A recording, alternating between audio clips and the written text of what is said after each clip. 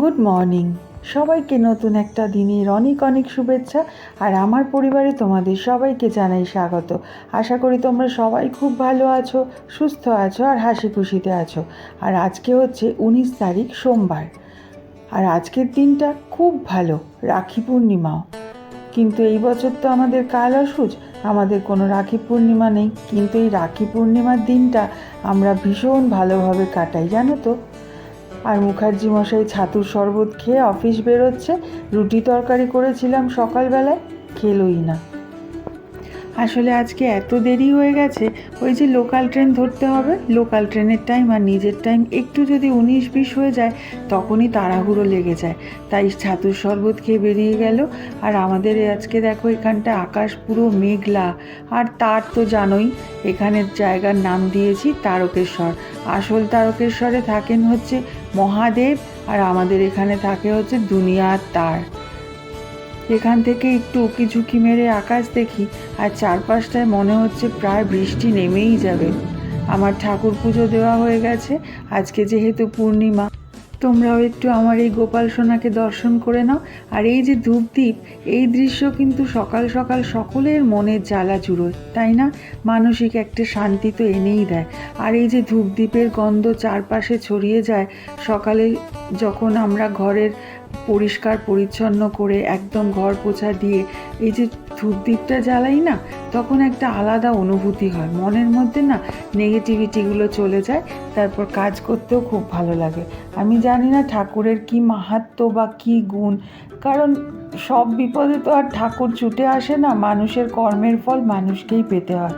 কিন্তু এই ঠাকুরের আসন বা ঠাকুর পুজো দিয়ে ধূপদীপ জ্বালিয়ে সকালবেলায় অদ্ভুত একটা মানসিক শান্তি পাওয়া যায়। যাই হোক, এগুলো জ্ঞানের কথা, তত্ত্ব কথা। আজকে না নিরামিষ।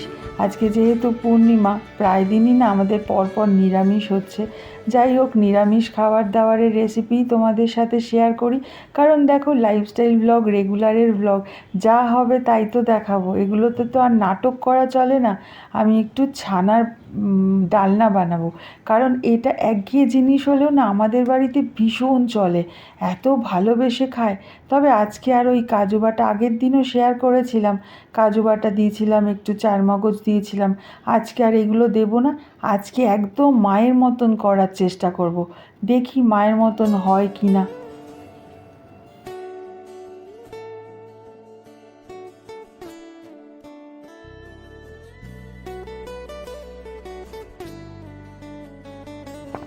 একদম অল্প মশলা নিয়েছি তো, তাই জন্য শিলপাটায় বেটে নিলাম। আর শিলপাটার বাটার মশলা খেলে কিন্তু রান্নার টেস্টটাই আলাদা হয়। তোমাদেরও তাই মনে হয়? মিক্সিতে যদিও আমরা সব সময় মিক্সি ব্যবহার করি, কিন্তু শিলপাটায় বেটে যেই মশলাটা রান্না করি তার টেস্ট কিন্তু একটু আলাদাই হয়। আমি একটুখানি ময়দা নিয়েছি, 2 চামচ চিনি নিয়েছি, আর একটু সামান্য লবণ দিয়ে এটাকে ভালো করে মেখে নেব। আর জানো, আজকে আমি যখন স্নান করে পুজো দিয়ে তুলসী তলায় জল দিতে যাচ্ছিলাম, এমন একটা কাণ্ড ঘটলো, যেই কাণ্ডটা না মনটার মধ্যে আরও একটুখানি চঞ্চল করে দিল।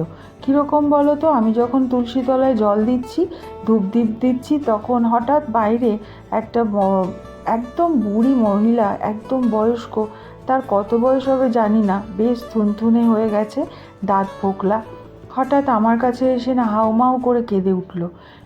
আমি ভেবেছি হয়তো কিছু খাবার চাইবে, এবং তাকে দেখে বেশ ভদ্র ঘরের মনে হলো। আমি ভাবলাম কিছু হয়তো খাবার চাইবে, হয়তো খাবার চাইলে আমি দিতামও। কিন্তু এমন আবদার করলো, যেই আবদারটা আমি তাকে রাখতেই পারলাম না।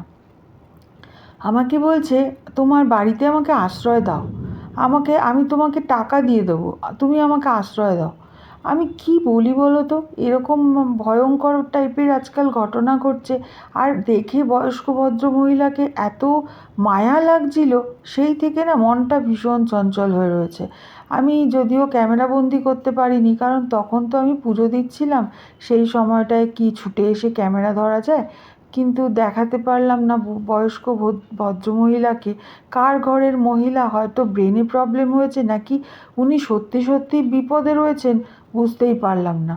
সেই থেকেই ভাবছি যে দেখো, আমি নিজেও না সবাইকে বলি যে মানুষ বিপদে পড়ার আগেই বিপদের যখন আভাস পাওয়া যায় তখন তাকে হেল্প করো, কিছু ঘটনা ঘটে গেলে তখন আর কিচ্ছু করার থাকে না আন্দোলন ছাড়া। আমিও সেই কথায় বিশ্বাসী, কিন্তু দেখো ভদ্রমহিলা এসে আমাকে কাঁদলেন আমার কাছে, কিন্তু আমি কিছু করতেই পারলাম না। দেখো আমি ফট করে যদি ঘরে ঢোকাই, উনি যদি পরে না যান বা ওনার বাড়ির লোককে, সেটা তো সম্ভব না। আমি পুরো না একদম অসহায় নিজেই বোধ করছিলাম। যাই হোক, সেই কথা ভাবতে ভাবতেই তোমাদের সাথেও শেয়ার করলাম মনের কথাটা, কারণ এখন আমার সবথেকে বড় বন্ধু হচ্ছে তোমরাই। একটু জিরে, তেজপাতা আর কাঁচা লঙ্কা ফোড়ন দিয়েছি, আর একটু আস্ত গরম মশলা দিয়ে নাড়াচাড়া করে আলুগুলো দিয়ে দিলাম। একটু চাপা ঢাকা দিয়ে আলুগুলো যেই একটুখানি সেদ্ধ মতন হয়ে আসবে, একটু নুনও দিয়ে দেবো।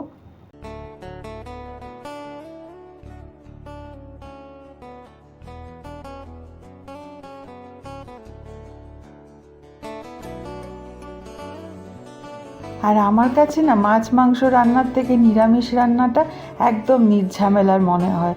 তখন মানে কোনো ঝামেলাই লাগে না। মাছ রান্নায় তো বিশেষ করে যখন মাছগুলো ভাজা হয়, ওই কাজটা আমার কাছে একদম অপছন্দের একটা কাজ।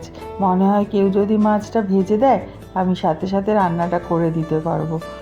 এক একটা মাছ তো আবার এমন ফাটে, সেটাও একটা মারাত্মক ব্যাপার লাগে। আমার মশলাটাও কষানো হয়ে গেল।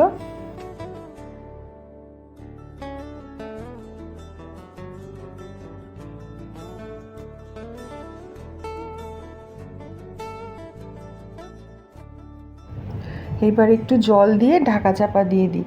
আলুগুলো যতক্ষণ না সেদ্ধ হয় ততক্ষণ একটু ঢাকা চাপা দিয়ে দিতে হবে। তারপর সেই সময়টায় আমি একটু রেস্ট নিয়ে আসি। 5 মিনিট পর তিতুনকে পাঠিয়েছি যে যা তো বড়াগুলো একটু দিয়ে আয় ঝোলের মধ্যে, আর ঝোলটাও দেখে আয়। আসলে পাশে আছে, তাই একটু টুকটাক হেল্প পাই যখন মুড হয় আর কি। এই ছোটোখাটো হেল্পগুলো সবসময় তো আর পাওয়া যাবে না। আর এখন যেরকম আমার মা, ছোটোবেলায় আমরা যখন ছোট ছিলাম তখন কত হেল্প পেত। এখন মার যখন বয়স হয়ে গেছে, মনে মনে ভাবি যে এত দূরেই আমরা রয়েছি যে যখন ইচ্ছে করে না মায়ের করতে, তখনও কিচ্ছু করতে পারি না। যাই হোক, এই রান্নাটার মেন ইনগ্রিডিয়েন্ট দিয়ে দিলাম, সেটা হচ্ছে দুধ। এই দুধটা দিলে না এত টেস্ট হয়। ছানার ডালনাতে একটু দুধ আর একটু জল দিয়ে ঝোলটা বাড়িয়ে নিলাম, কারণ আমাদের যেহেতু ডাল আজকে রান্না হবে না, সেই জন্য ঝোলটা দিয়ে দিলাম। এবার দিলাম স্বাদ মতন মিষ্টি। ব্যাস, এই রান্নাটা মোটামুটি কমপ্লিট। আর আজকে আবার যাব হচ্ছে একটা পুজো বাড়িতে। এই দেখো শাড়ি পরে নিয়েছি একটা, যাব হচ্ছে আমার বান্ধবী পাপিয়ার বাড়িতে। ওদের বাড়িতে পূর্ণিমার পুজো হয়। আর ছানার ডালনা করে নিলাম, ছানার ডালনা বাড়িতেও হয়ে যাবে, আর ওদের বাড়ির জন্য অল্প করে নিয়ে যাবো, একটু টেস্ট করবে। প্রত্যেকবার রসগোল্লা নিয়ে যাই, এবার আর কিনে কিছু নিয়ে যেতে ইচ্ছে করছে না। খুব ভাল লাগে জানো তো পুজোর এই অনুষ্ঠানগুলোতে যেতে। এই দেখো শাড়ি পরবো কি ইচ্ছা, গরম না, আকাশে এত মেঘ না, কিন্তু বিভৎস গরম। অথচ চুড়িদারগুলো যে পরবো, সেই চুড়িদারগুলো টাইট হয়ে যাচ্ছে, ভীষণ টাইট, পরতে ইচ্ছে করে না। এখন ওই একটা দুটো চুড়িদার আছে যেগুলো লুললুরে, সেইগুলো পরতে খুব ভাল লাগে জানো তো।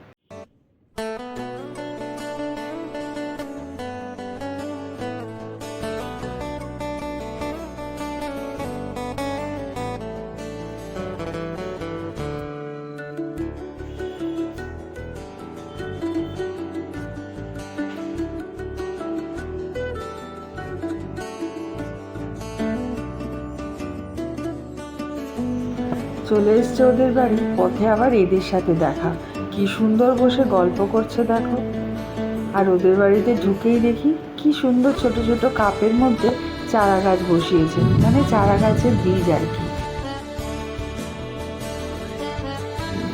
আমি আবার এই মুহূর্তটাকে ক্যামেরা বন্দি করছি দেখে ও আবার একটু ডিও স্প্রে করে দিচ্ছে, বলছে একটু সেন্ট মেখে নি, নইলে তাহলে সুন্দর গন্ধ বেরোবে।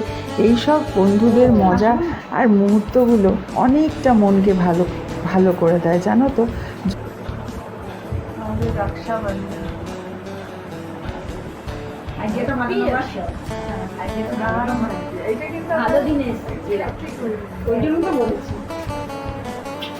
দেখো ওরা যখন দুজন আদর করে মানে যে আমার একটা 10 আসের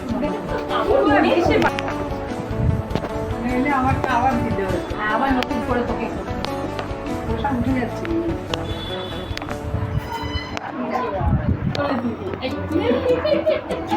আমার মনে থাকে না ওর ব্যথাটা, পরে মনে হয় যে আমি আজকাল হাতালা পড়াশোনা অফ করে দিয়েছিলাম তো। ও আচ্ছা ওটা এক্সট্রা এক্সট্রা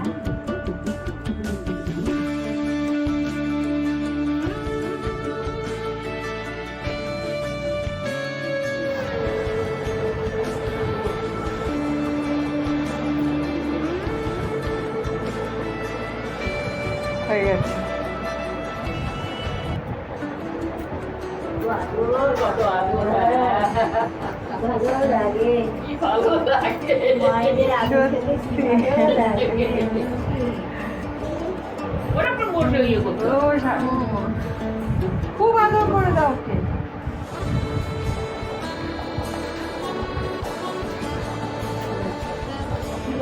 রক্ষা কবচ, এইগুলো হচ্ছে কাকিমার দেওয়া রক্ষা কবচ। প্রসাদেও খেলাম অনেক কিছু, সাবু মাখা, সিন্নি, মিষ্টি, এগুলো তো ছিলই। তারপরে আবার ডালিয়ার খিচুড়ি, চাটনি, পাঁপড় ভাজা, এগুলো খেয়েও পেট ভর্তি। অনেকক্ষণ গল্পগুজব করে তারপরে সোজা চলে এসেছি বাড়িতে। আজকের গল্প এখানেই তাহলে শেষ করি। এসে ওদেরকে একটু লস্যি করে দিচ্ছি, অনেকক্ষণ একা ছিল। আর গল্পটাও এখানে শেষ করলাম। তোমরা নিজেদের খেয়াল রেখো। পরের একটা ব্লগে আবার দেখা হবে।